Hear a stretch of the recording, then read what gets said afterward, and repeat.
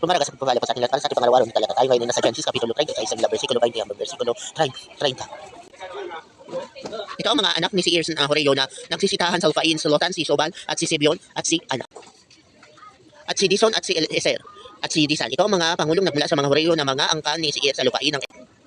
At ang mga anak ni Lotan ay si Hori at si Herman, at ang kapatid na babae ni Lotan ay si. At ito ang mga anak ni Sobal, si Alban, at si Manahat, at si Ebal, si Sepro, at si Ona.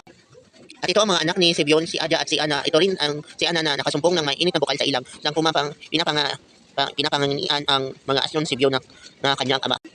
At ito ang mga anak ni Ana, si Dishon at si Aluhibama na anak na babae niya. At ito ang mga anak ni Dishon, si Hemdan, at si Ishban, at si Itram, at si Chen. Ito ang mga anak ni Eser, si Bilhan, at si Saaba, at si. Ito ang mga anak ni Dashan, si Hus, at si Aran. Ito ang mga pangulong nagmula sa mga Horeo, ang pangulong Lotan, pangulong Subal, ang pangulong Sibeon, ang pangulong Dina, ang pangulong Dison, ang pangulong Eser, ang pangulong Disan. Ito ang mga pangulong nagmula sa mga Horeo ayon sa kanilang mga pangulo sa lupain ng Seir. Mapapansin natin dito na yung mga pinuno na yon sa lupain ng Seir ay may kanya-kanyang mga lugar ng responsibilidad or area of responsibility kung saan sila ang namumuno at pinamumunuan ng mga tao. Kumbaga, hindi sila leader lang, sila ay leader na may pinamumunuan. Hindi ka pwedeng maging leader ng walang lugar na pinamumunuan. Kung saan doon sila magiging accountable sa anuman mangyari sa kanilang lugar na pinamumunuan.